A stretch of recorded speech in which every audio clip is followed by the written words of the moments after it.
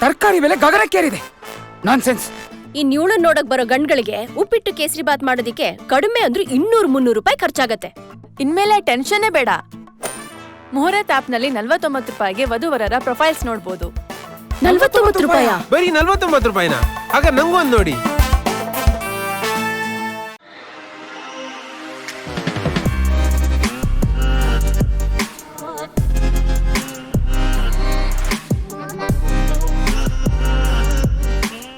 Hi friends, ದಿನದ ಎಲ್ಲ ಪ್ರಮುಖ ಸುದ್ದಿಯನ್ನು ನಿಮಗೆ ತಲುಪಿಸುವ mastmaga.com ನಾವು ಫುಲ್ ನ್ಯೂಸ್ಗೆ ಸ್ವಾಗತ. ನಾನು ಅಮರ್ ಪ್ರಸಾದ್. ಫುಲ್ ನ್ಯೂಸ್ ಆರಂಭದಲ್ಲಿ ಒಂದು ವಿಶೇಷ ಮಾಹಿತಿ ಇವತ್ತು. ಇದು ಭಾರತದ ಇತಿಹಾಸದಲ್ಲಿ, ಭಾರತದ ಈ ಆಟೋಮೊಬೈಲ್ ಕ್ಷೇತ್ರದ ಇತಿಹಾಸದಲ್ಲಿ, ಭಾರತದ ಬಿಸ್ನೆಸ್ ಕ್ಷೇತ್ರದ ಇತಿಹಾಸದಲ್ಲಿ ಒಂದು ಮಹತ್ವದ ಘಟ್ಟ, ಒಂದು ಗ್ರೇಟ್ ರಿವೆಂಜ್ನ ಸ್ಟೋರಿ. ತುಂಬ ಜನ ಗೊತ್ತಿರುತ್ತೆ ಕೂಡ ಇದು. ಆದರೆ ಇದರ ಅಪ್ಡೇಟೆಡ್ ಮಾಹಿತಿ ಇವತ್ತು ಬರ್ತಾ ಇದೆ. ಭಾರತದ ಆಟೋಮೊಬೈಲ್ ದಿಗ್ಗಜ ಟಾಟಾ ಮೋಟಾರ್ಸ್ ಈಗ ಭಾರತದಲ್ಲಿರುವ ಅಮೆರಿಕ ಮೂಲದ ಫೋರ್ಡ್ ಕಂಪನಿಯ ಆಸ್ತಿಯನ್ನು ಖರೀದಿ ಮಾಡೋಕೆ ಮುಂದಾಗಿದೆ. ಭಾರತದಲ್ಲಿ ಗುಜರಾತ್ನ ಸಾನಂದ್ನಲ್ಲಿರೋ ಕಾರ್ಖಾನೆಗಳು, ಉಪಕರಣಗಳು, ಸಿಬ್ಬಂದಿ ಎಲ್ಲವನ್ನ ಕೂಡ ಟಾಟಾ ಸಮೂಹ ತನ್ನ ವಶಕ್ಕೆ ತೆಗೆದುಕೊಳ್ಳೋಕೆ, ತನ್ನ ಕಂಪನಿಯೊಂದಿಗೆ ಮರ್ಜ್ ಮಾಡಿಕೊಳ್ಳೋಕೆ ಪ್ರಕ್ರಿಯೆಗಳು ಆರಂಭ ಆಗಿದೆ ಅಂತ ಕನ್ಫರ್ಮ್ ಆಗಿದೆ. ಈ ವ್ಯಾಪಾರ ಎಷ್ಟು ಗೊತ್ತಾ? ಸುಮಾರು 700ರಿಂದ 750 ಕೋಟಿ ರೂಪಾಯಿದು ಡೀಲ್ ಇದು ಅಂತ ಹೇಳಲಾಗ್ತಾ ಇದೆ. ಫೋರ್ಡ್ ಕಂಪನಿಯ ಈ ಸಾನಂದ್ ಯೂನಿಟ್ ಇದೆಯಲ್ಲ, ವರ್ಷಕ್ಕೆ 3 ಲಕ್ಷ ಕಾರುಗಳನ್ನು ಉತ್ಪತ್ತಿ ಮಾಡೋ ಸಾಮರ್ಥ್ಯವನ್ನು ಹೊಂದಿದೆ. ಅದನ್ನು 4,20,000ಕ್ಕೂ ಕೂಡ ಹೆಚ್ಚಳ ಮಾಡೋಕೆ ಸಾಧ್ಯ ಆಗುತ್ತೆ. ಇದನ್ನ ಟಾಟಾ ಕಂಪನಿ ಈಗ ಖರೀದಿ ಮಾಡೋ ಮೂಲಕ ಟಾಟಾದ ಉತ್ಪಾದನಾ ಸಾಮರ್ಥ್ಯ ದೊಡ್ಡ ಪ್ರಮಾಣದಲ್ಲಿ ಹೆಚ್ಚಳ ಆಗುತ್ತೆ. ಟಾಟಾ ಕಂಪನಿಯ ಹಲವಾರು ಜನಪ್ರಿಯ ಮಾಡೆಲ್ಗಳು ವೇಟಿಂಗ್ ಪೀರಿಯಡ್ 3 ತಿಂಗಳು, 4 ತಿಂಗಳು ಈ ಥರದೆಲ್ಲ ವೇಟಿಂಗ್ ಪೀರಿಯಡ್ ಇದೆ. ಎಲ್ಲ ಕಂಪ್ನಿಗಳದ್ದು ಅದೇ ಆಗಿ ಹೋಗಿದೆ ಭಾರತದಲ್ಲಿ. ಈಗ ಮಾರುತಿ ಸುಜುಕಿ ತಗೊಳ್ಳಿ, ಹುಂಡೇ ತಗೊಳ್ಳಿ, ಎಲ್ಲ ಕಂಪ್ನಿಗಳದ್ದು ಸ್ವಲ್ಪನಾದರೂ ವೇಟಿಂಗ್ ಪೀರಿಯಡ್ ಇದ್ದೇ ಇರುತ್ತೆ. ಈ ವಿಚಾರದಲ್ಲಿ ಟಾಟಾ ಕಂಪನಿಗೆ ಈಗ ಈ ಫೋರ್ಡ್ ಕಂಪನಿಯ ಉತ್ಪಾದನಾ ಘಟಕವನ್ನು ಖರೀದಿ ಮಾಡಿದ ಬಳಿಕ ದೊಡ್ಡ ಪ್ರಮಾಣದಲ್ಲಿ ಹೆಲ್ಪ್ ಆಗುತ್ತೆ ಅಂತ ನಿರೀಕ್ಷೆ ಮಾಡಲಾಗ್ತಾ ಇದೆ. ಅದರಲ್ಲೂ ಕೂಡ ಅಮೆರಿಕನ್ ಕಂಪನಿ ಫೋರ್ಡ್ ಸಾಕಷ್ಟು ವಿಶ್ವ ದರ್ಜೆಯ ಪ್ರೊಡಕ್ಷನ್ ಯೂನಿಟ್ ಅನ್ನು ಸಾನಂದ್ನಲ್ಲಿ ನಿರ್ಮಾಣ ಮಾಡಿತ್ತು. ಆ ಕ್ವಾಲಿಟಿ ಪ್ರೊಡಕ್ಷನ್ ಯೂನಿಟ್ ಈಗ ಟಾಟಾ ಕಂಪನಿಯ ಪಾಲಾಗುತ್ತೆ. ಸ್ನೇಹಿತರೆ, ಈ ಟಾಟಾ ಹಾಗೂ ಫೋರ್ಡ್ ಕಂಪನಿಯ ಟಾಮ್ ಅಂಡ್ ಜೆರ್ರಿ ಆಟದ ಹಿಂದೆ ಸಾಕಷ್ಟು ಒಂದು 20-23 ವರ್ಷಗಳ ಒಂದು ಕಥೆ ಇದೆ. ಇಲ್ಲಿ ಅಲ್ಲಿಂದ ನಡ್ಕೊಂಡು ಬಂದಿದೆ. ಇದು 1999ರಲ್ಲಿ ಟಾಟಾದ ಕಾರು ಉತ್ಪಾದನಾ ಘಟಕ, ಅಂದರೆ ಟಾಟಾದ ಕಾರು ಬಿಸ್ನೆಸ್ ಸಾಕಷ್ಟು ಲಾಸ್ ಮಾಡ್ತಾ ಇತ್ತು, ನಷ್ಟದಲ್ಲಿತ್ತು. ಆಗ ಅಮೆರಿಕಗೆ ಹೋಗಿದ್ದಂತಹ ರತನ್ ಟಾಟಾ ಮತ್ತು ಇತರ ಟಾಟಾದ ಹಿರಿಯ ಅಧಿಕಾರಿಗಳು ಅಮೆರಿಕದ ಮಿಶಿಗನ್ನ ಡೆಟ್ರಾಯ್ಟ್ನಲ್ಲಿರುವಂತಹ ಫೋರ್ಡ್ ಹೆಡ್ ಆಫೀಸ್ನಲ್ಲಿ ಒಂದು ಮೀಟಿಂಗ್ ಮಾಡ್ತಾರೆ. ಆ ಮೀಟಿಂಗ್ನಲ್ಲಿ ಬಿಲ್ ಫೋರ್ಡ್ ಮುಂದೆ ಹೇಳ್ತಾರೆ, ನಾವು ಟಾಟಾದ ಕಾರು ಉತ್ಪಾದನಾ ಘಟಕವನ್ನು ಮಾರಾಟ ಮಾಡೋಕ್ಕೆ ಮುಂದಾಗಿದ್ದೀವಿ, ತಗೋತೀರಾ ಅಂತ ಕೇಳ್ತಾರೆ. ಆಗ ಅಪಮಾನ ಮಾಡಲಾಗಿರುತ್ತೆ. ಬಿಲ್ ಫೋರ್ಡ್ ರತನ್ ಟಾಟಾ ಅವರಿಗೆ, ಟಾಟಾ ಕಂಪನಿಯ ಅಧಿಕಾರಿಗಳಿಗೆ ಅವಮಾನ ಮಾಡಿರ್ತಾರೆ. ನೀವು ಯಾಕೆ ಕಾರ್ ಉತ್ಪತ್ತಿ ಮಾಡ್ತೀರಿ? ನಿಮಗೆ ಗೊತ್ತಾ? ನಿಮಗೆ ಟೆಕ್ನಾಲಜಿ ಗೊತ್ತಾ? ನಿಮಗೆ ಒಂದು ಕಾರ್ ತಯಾರಿಸಲಿಕ್ಕೆ ಏನೆಲ್ಲ ಬೇಕು ಅಂತ ನಿಮ್ಗೆ ಗೊತ್ತಾ? ಏನು ಕ್ವಾಲಿಟಿಲಿ ಮಾಡ್ತೀರಿ ನೀವು? ನಿಮಗೆ ಈ ಬಿಸ್ನೆಸ್ ಯಾಕೆ ಬೇಕು ಅಂತ ಅಪಮಾನ ಮಾಡಿರ್ತಾರೆ. ಆ ಅಪಮಾನವನ್ನು ಸಹಿಸಿಕೊಂಡು ಭಾರತಕ್ಕೆ ವಾಪಸ್ ಬಂದ ರತನ್ ಟಾಟಾ ಮತ್ತು ಟೀಮ್ ಕಠಿಣ ಪರಿಶ್ರಮದಿಂದ ಟಾಟಾ ಮೋಟಾರ್ಸ್ ಅನ್ನು ಒಂದು ಜಾಗತಿಕ ಮಟ್ಟದ ಬ್ರ್ಯಾಂಡ್ ಆಗಿ ಬಿಲ್ಡ್ ಮಾಡ್ತಾರೆ. ಸಕ್ಸಸ್ಫುಲ್ ಕಾರ್ ಮ್ಯಾನುಫ್ಯಾಕ್ಚರಿಂಗ್ ಕಂಪನಿ ಆಗುತ್ತೆ ಟಾಟಾ ಮೋಟಾರ್ಸ್. ಕಾಲ ಹೆಂಗೆ ಬದಲಾಗುತ್ತೆ ನೋಡಿ. ಅದಾಗಿ ಜಾಸ್ತಿ ಟೈಮ್ ಏನಾಗಿರಲಿಲ್ಲ. 1999ರಲ್ಲಿ ಈ ಅಪಮಾನ, ಇದು 2008ಕ್ಕೆ ಬಂದ್ವಿ ನಾವೀಗ. 2008ರಲ್ಲಿ ಜಾಗತಿಕ ಆರ್ಥಿಕ ಹಿಂಜರಿತ ಉಂಟಾಗುತ್ತೆ. ಫೋರ್ಡ್ ಕಂಪನಿಗೆ ತನ್ನ luxury brand Jaguar land rover ಅನ್ನು ನಡೆಸೋದೇ ಕಷ್ಟ ಆಗಿಬಿಡುತ್ತೆ. ಕುಸಿತಾ ಹೋಗ್ತಾ ಇರುತ್ತೆ ಫೋರ್ಡ್ ಕಂಪನಿ. ಆ ಸಂದರ್ಭದಲ್ಲಿ ಇದೇ ರತನ್ ಟಾಟಾ ಫೋರ್ಡ್ ಕಂಪನಿಯಿಂದ ಜಾಗ್ವಾರ್ ಲ್ಯಾಂಡ್ ರೋವರನ್ನು ಖರೀದಿ ಮಾಡ್ತಾರೆ. ಕಾರ್ ಖರೀದಿ ಮಾಡೋದಲ್ಲ, ಆ ಕಂಪನಿಯನ್ನೇ, ಆ ಬ್ರ್ಯಾಂಡನ್ನೇ ಖರೀದಿ ಮಾಡ್ತಾರೆ ರತನ್ ಟಾಟಾ. ಆ ಸಂದರ್ಭದಲ್ಲಿ ಇದೇ ಬಿಲ್ ಫೋರ್ಡ್ ರತನ್ ಟಾಟಾಗೆ ಥ್ಯಾಂಕ್ಸ್ ಹೇಳ್ತಾರೆ. ನೀವು ನಮ್ಮಿಂದ ಜಾಗ್ವಾರ್ ಲ್ಯಾಂಡ್ ರೋವರನ್ನು ಖರೀದಿ ಮಾಡಿ ದೊಡ್ಡ ಉಪಕಾರ ಮಾಡಿಬಿಟ್ರಿ ನಮಗೆ, ಥ್ಯಾಂಕ್ ಯು ಟಾಟಾ ಅಂತ ಬಿಲ್ ಫೋರ್ಡ್ ಹೇಳ್ತಾರೆ. ಈಗಿದು ನೆಕ್ಸ್ಟ್ ಲೆವೆಲ್ಗೆ ಹೋಗಿದೆ. ಭಾರತದಲ್ಲಿ ಫೋರ್ಡ್ ತುಂಬ ಲಾಸ್ ಮಾಡ್ತಾ ಇತ್ತು. ಹೀಗಾಗಿ ಕಳೆದ ಒಂದು 2-3 ವರ್ಷಗಳಲ್ಲಿ ನಿಧಾನಕ್ಕೆ ಭಾರತದಲ್ಲಿ ಫೋರ್ಡ್ ತನ್ನ ಚಟುವಟಿಕೆಗಳನ್ನು ಬಂದ್ ಮಾಡ್ತಾ ಬಂದಿತ್ತು. ಇನ್ಮೇಲೆ ಏನಿದ್ರು ಕೂಡ ನಾವು ಸರ್ವಿಸ್ ಮಾತ್ರ ಕೊಡ್ತೀವಿ ಆಲ್ರೆಡಿ ಇರೋ ಕಸ್ಟಮರ್ಸ್ಗೆ. ನಾವು ಭಾರತದಲ್ಲಿ ಕಾರ್ ಬಿಸ್ನೆಸ್ಸಲ್ಲಿ ಇನ್ನು ಮುಂದೆ ಇಲ್ಲ, ಕೇವಲ ಆಲ್ರೆಡಿ ಪರ್ಚೇಸ್ ಮಾಡಿರೋರಿಗೆ ಸರ್ವಿಸ್ ಮಾತ್ರ ಕೊಡೋದು ಅಂತ ಫೋರ್ಡ್ ಅನೌನ್ಸ್ ಮಾಡಿತ್ತು. ಎಕ್ಸಿಟ್ ಆಗ್ತಾ ಇತ್ತು ಭಾರತದಿಂದ ಫೋರ್ಡ್ ಮೋಟಾರ್ಸ್. ಅಮೆರಿಕದ ಈ ಫೋರ್ಡ್ ಕಂಪನಿಯ ಅತ್ಯಾಧುನಿಕ ಕಾರು ಉತ್ಪಾದನಾ ಘಟಕವನ್ನು ಕೂಡ ಅದೇ ಟಾಟಾ ಕಂಪನಿಯೇ ಖರೀದಿ ಮಾಡಬೇಕಾಗಿ ಬಂದಿದೆ. ಅದೇ ಟಾಟಾ ಕಂಪನಿಗೆ 700 ಚಿಲ್ಲರೆ ಕೋಟಿಗೆ ಫೋರ್ಡ್ನವರು ಭಾರತದ ಈ ಸ್ಟೇಟ್ ಆಫ್ ದಿ ಆರ್ಟ್ ಯೂನಿಟನ್ನು ಮಾರಾಟ ಮಾಡೋಕ್ಕೆ ಮುಂದಾಗಿದ್ದಾರೆ. Revenge complete. ಏನೋ ದೇಶದ ಒಂದೊಂದೇ ರಾಜ್ಯದಲ್ಲಿ ರಾಜಕೀಯ ವಿದ್ಯಮಾನಗಳು ಸ್ಫೋಟಕ ತಿರುವುಗಳನ್ನು ಪಡ್ಕೊಳ್ತಾ ಇದೆ. ಈಗ ಬಿಹಾರದ ಸರದಿ. ಜೆಡಿಯು ಹಾಗೂ ಬಿಜೆಪಿ ನಡುವಿನ ತಿಕ್ಕಾಟ ಒಳಜಗಳ ಈಗ ದೊಡ್ಡದಾಗಿ ಸದ್ದು ಮಾಡ್ತಾ ಇದೆ. ಕೇಂದ್ರ ಮಂತ್ರಿ ಸ್ಥಾನಕ್ಕೆ ಇತ್ತೀಚೆಗೆ ರಾಜೀನಾಮೆ ಕೊಟ್ಟಿದ್ದ RCP ಸಿಂಗ್ ಈಗ ಜೆಡಿಯು ಅಧ್ಯಕ್ಷ ಸ್ಥಾನಕ್ಕೂ ಗುಡ್ ಬೈ ಹೇಳಿದ್ದಾರೆ. ಇದರ ಬೆನ್ನಲ್ಲೇ ಕೇಂದ್ರ ಸರ್ಕಾರದಲ್ಲಿ ತಾವು ಇನ್ಮುಂದೆ ಬಿಜೆಪಿ ಜೊತೆಗೆ ಮೈತ್ರಿ ಮಾಡಿಕೊಳ್ಳೋದಿಲ್ಲ ಅಂತ ಜೆಡಿಯು ಅನೌನ್ಸ್ ಮಾಡಿಬಿಟ್ಟಿದೆ. ಜೊತೆಗೆ ಈ RCP ಸಿಂಗ್ ಕೇಂದ್ರ ಸರ್ಕಾರದಲ್ಲಿ ತಮ್ಮ ಪಕ್ಷಕ್ಕೆ ನಿಷ್ಠರಾಗಿರೋ ಬದಲು ಮೈತ್ರಿ ಪಕ್ಷ ಬಿಜೆಪಿಯೊಂದಿಗೆ ಜಾಸ್ತಿ ಒಲವನ್ನು ಹೊಂದಿದ್ರು ಅಂತ ಜೆಡಿಯು ರಾಷ್ಟ್ರೀಯ ಅಧ್ಯಕ್ಷ ರಾಜೀವ್ ರಂಜನ್ ಸಿಂಗ್ ಆರೋಪ ಮಾಡಿದ್ದಾರೆ. ಇನ್ನು ಇಷ್ಟೆಲ್ಲ ಬೆಳವಣಿಗೆಗಳ ಮಧ್ಯೇನು ನಮ್ಮ ಹಾಗೂ ಬಿಜೆಪಿ ನಡುವೆ ಯಾವುದೇ ವೈಷಮ್ಯ ಇಲ್ಲ ಅಂತ ಕೂಡ ಹೇಳಿದ್ದಾರೆ. ಆದರೆ ಪರಿಸ್ಥಿತಿ ಆ ರೀತಿ ಕಾಣ್ತಾ ಇಲ್ಲ. ಯಾಕಂದರೆ ನಾಳೆ ಅಂದರೆ ಮಂಗಳವಾರ ನಿತೀಶ್ ಕುಮಾರ್ ತಮ್ಮ ಶಾಸಕಾಂಗ ಪಕ್ಷದ ಸಭೆ ಕರೆದಿದ್ದು ಇಲ್ಲಿ ಬಿಜೆಪಿ ಜೊತೆಗಿನ ಮೈತ್ರಿಯ ಅಳಿವು ಉಳಿವಿನ ಕುರಿತು ವಿಚಾರ ಮಾಡಬಹುದು ಅಂತ ಹೇಳಲಾಗ್ತಾ ಇದೆ. ನಿನ್ನೆ ಪ್ರಧಾನಿ ಮೋದಿ ಕರೆದಿದ್ದ ನೀತಿ ಆಯೋಗದ ಸಭೆಗೆ ನಿತೀಶ್ ಕುಮಾರ್ ಗೈರು ಹಾಜರಾದ ಬೆನ್ನಲ್ಲೇ ಈ ಬೆಳವಣಿಗೆ ನಡೆದಿರುವುದು ಭಾರಿ ಕುತೂಹಲ ಮೂಡಿಸಿದೆ. ಇದರ ನಡುವೆಯೇ ಕಾಂಗ್ರೆಸ್ ನಾಯಕಿ ಸೋನಿಯಾ ಗಾಂಧಿ ಜೊತೆಗೆ ಭಾನುವಾರ ರಾತ್ರಿ ನಿತೀಶ್ ಕುಮಾರ್ ಫೋನ್ ಕಾಲ್ನಲ್ಲಿ ನಿಗೂಢವಾಗಿ ಮಾತುಕತೆ ನಡೆಸಿದ್ದಾರೆ ಅಂತ ಹೇಳಲಾಗ್ತಾ ಇದೆ. ಇನ್ನು ಈಗಾಗಲೇ ಸಭೆ ಸಮಾರಂಭ ಅಂತ ಹಲವು ಬಾರಿ ತಮ್ಮ ಎದುರಾಳಿಯಾಗಿರೋ RJD ಜೊತೆಗೂ ಕೂಡ ನಿತೀಶ್ ಆಗಾಗ ಕಾಣಿಸ್ಕೊಳ್ಳೋದು, ಒಂದು ರೀತಿ ಒಳ್ಳೆ ಫ್ರೆಂಡ್ಶಿಪ್ಪಲ್ಲಿ ಇದ್ದ ಹಾಗೆ ತೋರಿಸ್ಕೊಳ್ಳೋದೆಲ್ಲ ಮಾಡ್ತಾ ಇದ್ದಾರೆ. ಹೀಗಾಗಿ ಬಿಜೆಪಿಯೊಂದಿಗೆ ಮೈತ್ರಿ ಮುರ್ಕೊಂಡು ಮತ್ತೆ ಕಾಂಗ್ರೆಸ್ RJDಯೊಂದಿಗೆ ಸೇರಿಕೊಂಡು ಸರ್ಕಾರ ರಚನೆ ಮಾಡಿದ್ರೂ ಆಶ್ಚರ್ಯ ಇಲ್ಲ ಅಂತ ಹೇಳಲಾಗ್ತಾ ಇದೆ. ಇದರ ಬೆನ್ನಲ್ಲೇ ಇದೇ ಅವಕಾಶವನ್ನು ನೋಡ್ತಾ ಇರೋ RJD ಕೂಡ ಬಿಜೆಪಿಯೊಂದಿಗೆ ನಿತೀಶ್ ಕುಮಾರ್ ಮೈತ್ರಿಯನ್ನು ಕಡಿದುಕೊಂಡ್ರೆ ನಾವು JDU ಜೊತೆಗೆ ಸೇರಿ ಅಂದರೆ JDU ಕಾಂಗ್ರೆಸ್ ಜೊತೆ ಸೇರಿ ಸಮ್ಮಿಶ್ರ ಸರ್ಕಾರ ಮಾಡೋಕ್ಕೆ ರೆಡಿ ಇದ್ದೀವಿ ಅಂತ ಹೇಳಿದೆ. ಮುಖ್ಯಮಂತ್ರಿಗಳು NDA ತೊರೆಯೋಕೆ ಇಷ್ಟಪಟ್ಟರೆ ನಮಗೆ ಅದನ್ನು ಬಿಟ್ಟರೆ ಬೇರೆ ದಾರಿ ಏನಿದೆ, ನಾವು ಕೂಡ ಅವರ ಹೋರಾಟದಲ್ಲಿ ಕೈ ಜೋಡಿಸ್ತೀವಿ ಅಂತ ಹೇಳಿದೆ. ಇದರ ಬೆನ್ನಲ್ಲೇ RJD ಕೂಡ ತನ್ನ ಶಾಸಕಾಂಗ ಪಕ್ಷದ ಸಭೆ ಕರೆದಿದೆ. ಇತ್ತ ಕಾಂಗ್ರೆಸ್ ಕೂಡ ತಮ್ಮ ಶಾಸಕರ ಜೊತೆ ಮೀಟಿಂಗ್ ಮಾಡುತ್ತೆ ಅಂತ ವರದಿಯಾಗಿದೆ. ಆದರೆ ಏನು ನಡೆಯುತ್ತೆ ಅಂತ ಈಗಲೇ ಹೇಳೋಕ್ಕಾಗಲ್ಲ. ಆದರೆ ಬಿಜೆಪಿ ಜೊತೆಗೆ ನಿತೀಶ್ ಪಕ್ಷಕ್ಕೆ ಇತ್ತೀಚಿನ ದಿನಗಳಲ್ಲಿ ಒಳ್ಳೆಯ ಸಂಬಂಧ ಇಲ್ಲ, ಹಾಳಾಗ್ತಾ ಬಂದಿತ್ತು. ಒಂದು ರೀತಿ ಒಳಗೊಳಗೆ ಗುದ್ದಾಟ ನಡೀತಾ ಇತ್ತು. ಕೇಂದ್ರ ಸರ್ಕಾರದ ಹಲವು ಕಾರ್ಯಕ್ರಮಗಳನ್ನು ಓಪನ್ ಆಗಿ ಟೀಕೆ ಮಾಡಿದರು ನಿತೀಶ್ ಕುಮಾರ್. ಇತ್ತೀಚೆಗೆ ಗೃಹ ಮಂತ್ರಿ ಅಮಿತ್ ಶಾ ನಮ್ಮ ಇತಿಹಾಸವನ್ನು ಸರಿಯಾಗಿ ಬರೆದಿಲ್ಲ, ಅದನ್ನು ರೀರೈಟ್ ಮಾಡಬೇಕಾದಂಥ ಅಂದರೆ ಸರಿಯಾಗಿ ಬರ್ಕೊಳ್ಬೇಕಾದ ಟೈಮ್ ಬಂದಿದೆ ಅಂತ ಹೇಳಿದರು. ಅದಕ್ಕೆ ಟಾಂಗ್ ಕೊಟ್ಟಿದ್ದ ನಿತೀಶ್ ಕುಮಾರ್ ಇತಿಹಾಸವನ್ನು ಚೇಂಜ್ ಮಾಡೋಕ್ಕಾಗತ್ತಾ, ನನಗೇನು ಹಂಗೆ ಅನ್ಸಲ್ಲಪ್ಪ ಅಂತ ಕುಟುಕಿದ್ರು. ಅಲ್ಲದೆ ಬಿಹಾರದಲ್ಲಿ JDU CM ಬದಲಾಗಿ ಬಿಜೆಪಿಯಿಂದ CM ಬರ್ತಾರೆ ಅಂತ ಅಲ್ಲಿನ ಬಿಜೆಪಿ ನಾಯಕರು ಹೇಳ್ತಾ ನಿತೀಶ್ ಕುಮಾರ್ ಸಿಟ್ಟಿಂಗ್ ಚೀಫ್ ಮಿನಿಸ್ಟರ್ಗೆ ಇನ್ಸಲ್ಟ್ ಮಾಡ್ತಾ ಇದ್ರು. ಅದಕ್ಕೂ ಕೂಡ ನಿತೀಶ್ಗೆ ಬಹಳ ಸಿಟ್ಟಿತ್ತು. ಈ ಎಲ್ಲ ಬೆಳವಣಿಗೆಗಳ ಮಧ್ಯೆನೇ ನಿತೀಶ್ ಬಿಜೆಪಿ ಜೊತೆಗೆ ಉಳಿತಾರಾ ಅಥವಾ ಬಿಜೆಪಿಯನ್ನು ದೂರ ತಳ್ಳಿ ವಿರೋಧಿ ಬಣದೊಂದಿಗೆ ಸೇರಿಕೊಂಡು ಮತ್ತಿನ್ನೊಂದು ರೀತಿಯ ಹೊಸ ರೀತಿಯ ಸರ್ಕಾರ ಬರುತ್ತಾ, ಅಥವಾ ಬಿಜೆಪಿಯೇ RCP ಸಿಂಗ್ ಮೇಲೆ ಹೇಳಿದ್ವಲ್ಲ ಅವರನ್ನ ಬಳಸ್ಕೊಂಡು ಶಿಂದೆ ಮಾದರಿ ಆಪರೇಷನ್ ಮಾಡಿ JDU ಅನ್ನೇ ಒಡೆದು ಹಾಕುತ್ತಾ ಅನ್ನೋದು ಶೀಘ್ರ ಗೊತ್ತಾಗುತ್ತೆ. ಆಲ್ರೆಡಿ ಬಗ್ಗೆ ಗುಸುಗುಸು ಇದೆ. RCP ಸಿಂಗ್ಗೆ ಬಿಜೆಪಿ ಒಳ್ಳೆ ಮಂತ್ರಿಗಿರಿ ಕೊಡೋದೇನೋ, ಅವ್ರನ್ನ ತುಂಬ ಕ್ಲೋಸ್ ಆಗಿ ನಡೆಸ್ಕೊಳ್ಳೋದೇನೋ, ಇದನ್ನೆಲ್ಲ ನೋಡ್ತಾ ಇದ್ದಾಗ ನಿತೀಶ್ ಕುಮಾರ್ಗೆ ಒಳಗೊಳಗೆ ಆ ತಳಮಳ ಇತ್ತು. ಇವ್ರು ಏನಿದು ಶಿಂದೆ ಮಾದರಿಯಲ್ಲಿ JDUನ ಕೂಡ ಒಡೆಯಕ್ಕೆ ಹೊರಟಿದ್ದಾರ ಅನ್ನೋ ಅನುಮಾನ ಇತ್ತು. ಈಗ ಆ ರೀತಿ ಆಗುತ್ತಾ ಅನ್ನೋ ಪ್ರಶ್ನೆ ಕೂಡ ಇದೆ. ಅಂದ ಹಾಗೆ 243 ಸೀಟುಗಳಿರೋ ಬಿಹಾರ ವಿಧಾನಸಭೆಯಲ್ಲಿ ಮ್ಯಾಜಿಕ್ ನಂಬರ್ 122, ಇದರಲ್ಲಿ 75 ಸೀಟುಗಳನ್ನು ಹೊಂದೋ ಮೂಲಕ RJD ಅತಿ ದೊಡ್ಡ ಪಕ್ಷ. ಆನಂತರ ಬಿಜೆಪಿ ಬರುತ್ತೆ. ಇವರ ಹತ್ರ 74 ಸದಸ್ಯರ ಬಲ ಇದೆ. ಇನ್ನುಳಿದಂತೆ ಈಗ CM ಆಗಿರೋ ನಿತೀಶ್ರ ಪಕ್ಷ JDU 43 ಬಲ ಹೊಂದಿದೆ. ಯಾರು ಯಾವ ಕಡೆ ಸೇರಿಕೊಂಡು ಏನು ಮಾಡ್ತಾರೋ ಅನ್ನುವಂಥ ದೊಡ್ಡ ಪೊಲಿಟಿಕಲ್ ಥ್ರಿಲ್ಲರ್ ಮೆಗಾ ಸೀರಿಯಲ್ ಥರ ಅಲ್ಲಿ ಬೆಳವಣಿಗೆಗಳು ನಡೀತಾ ಇದೆ.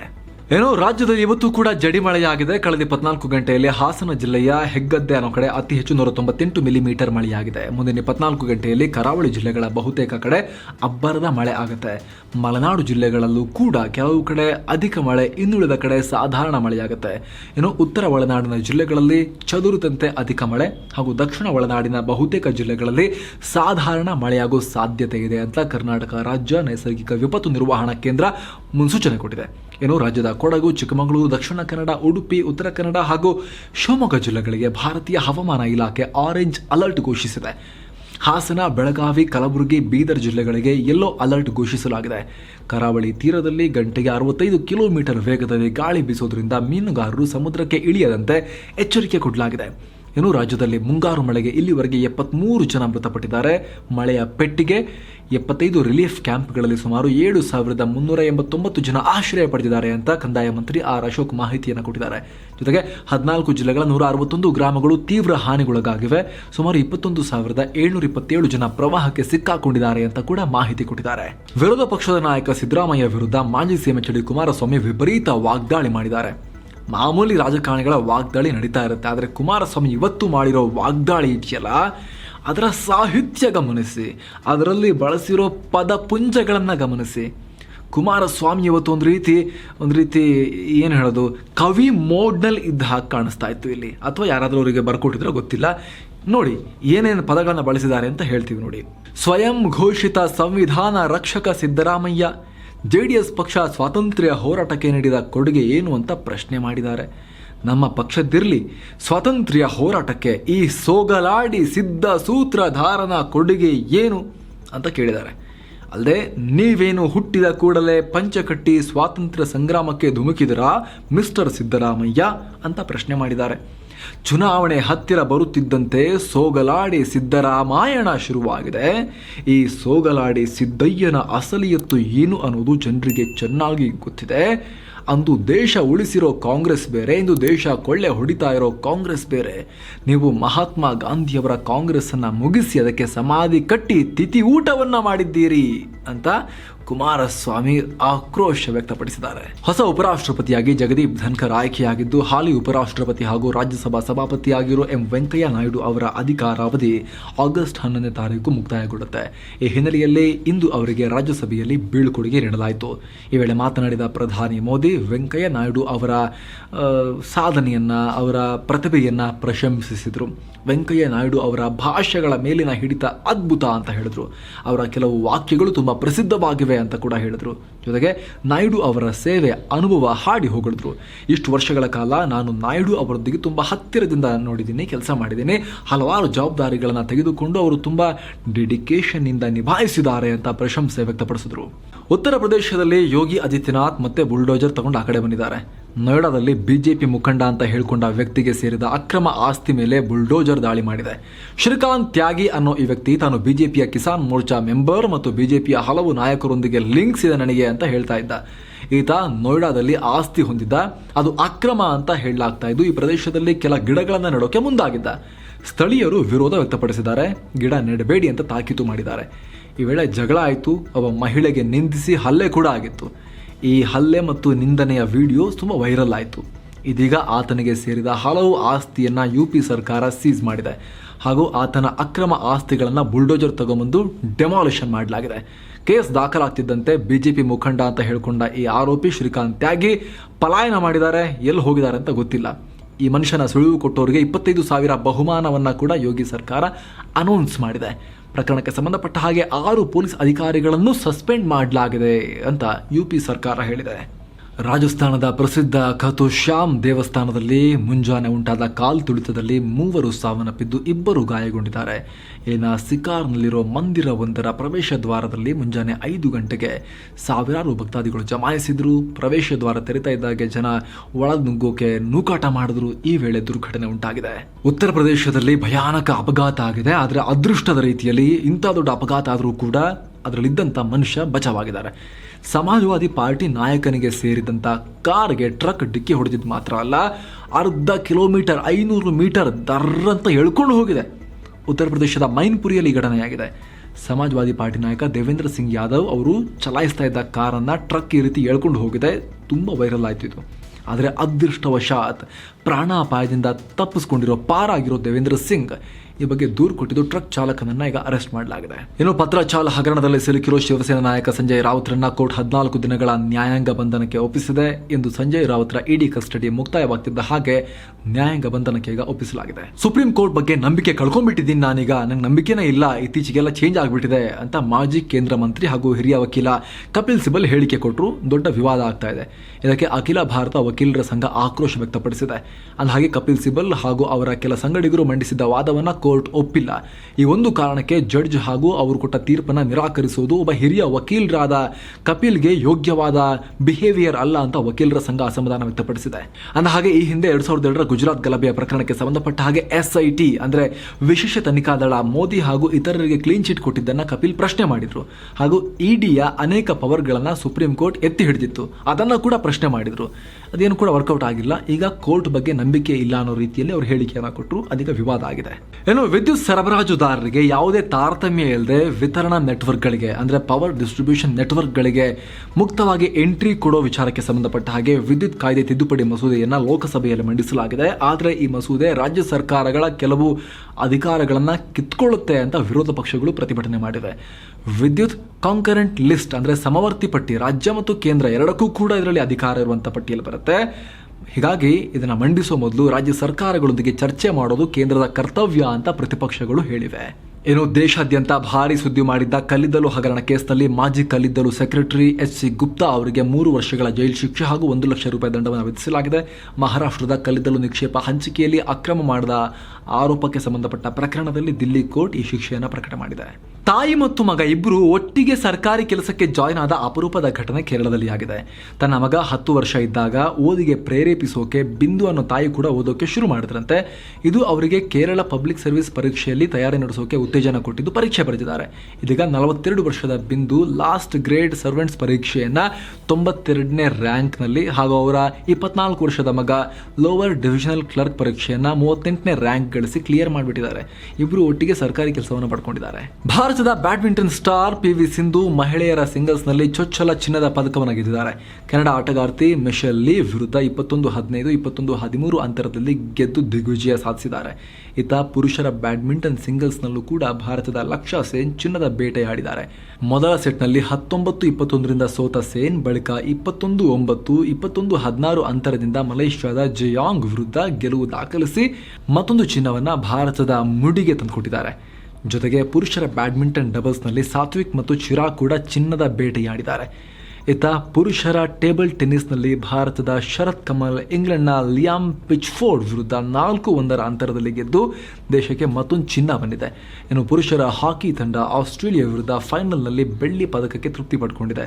ಇಲ್ಲಿ ಮತ್ತೊಂದು ವಿಶೇಷ ಅಂದರೆ 1998ರಿಂದ ಇಲ್ಲಿವರೆಗೆ ಅಂದರೆ 7 ಕಾಮನ್ವೆಲ್ತ್ ಎಡಿಷನ್ಗಳಲ್ಲಿ ಇದೇ ಆಸ್ಟ್ರೇಲಿಯಾ ಪುರುಷರ ಹಾಕಿ ತಂಡ ಚಿನ್ನದ ಪದಕವನ್ನು ಗೆದ್ದಿದೆ. ಏನೋ ಕ್ರೀಡಾಕೂಟದ ಕೊನೆಯ ದಿನವಾದ ಇವತ್ತು ಭಾರತ ಒಟ್ಟು 4 ಚಿನ್ನ, 1 ಬೆಳ್ಳಿ ಹಾಗೂ 1 ಕಂಚಿನ ಪದಕವನ್ನು ಬಾಚಿಕೊಂಡಿದೆ. ಟೋಟಲ್ ಆಗಿ ನೋಡಿದ್ರೆ 22 ಚಿನ್ನ, 16 ಬೆಳ್ಳಿ, 23 ಕಂಚಿನ ಪದಕಗಳೊಂದಿಗೆ ಒಟ್ಟು 61 ಪದಕಗಳನ್ನು ತನ್ನದಾಗಿಸಿಕೊಂಡು ಪದಕ ಪಟ್ಟಿಯಲ್ಲಿ 4ನೇ ಸ್ಥಾನ ಪಡ್ಕೊಂಡಿದೆ.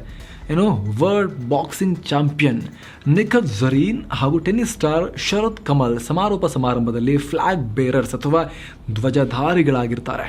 ಏನೋ ಸ್ನೇಹಿತರೆ, ಸ್ವಾತಂತ್ರ್ಯೋತ್ಸವದ ಅಮೃತ ಗಳಿಗೆಗೆ ನಾವೆಲ್ಲ ಸಾಕ್ಷಿಯಾಗಿದ್ದೀವಿ. ಅದನ್ನು ವಿನೂತನವಾಗಿ ಆಚರಣೆ ಮಾಡೋಕೆ ನಿಮ್ಮ ಪ್ರೀತಿಯ mastmaga.com ಕೂಡ ಪ್ರತಿದಿನಕ್ಕೊಂದರಂತೆ ಸ್ವಾತಂತ್ರ್ಯ ಚಳವಳಿಯ ಆ ಕಾಲಘಟ್ಟದ ವಿಶೇಷ ಸಂಗತಿಗಳನ್ನು ನಾವು ಒಂದೊಂದಾಗಿ ಪ್ರಸಾರ ಮಾಡ್ತಾ ಇದ್ದೀವಿ. ಫುಲ್ ನ್ಯೂಸ್ನಲ್ಲಿ ಡೈಲಿ ಒಂದು ಸ್ಪೆಷಲ್ ಐಟಮ್ ಅನ್ನು ಇನ್ಕ್ಲೂಡ್ ಮಾಡ್ತಾ ಇದ್ದೀವಿ. ಇವತ್ತು ಕೂಡ ಅಂಥದ್ದೇ ಒಂದು ವಿಶೇಷ ಸಂಗತಿಯನ್ನು ನಾವು ತಿಳಿಸ್ತೀವಿ.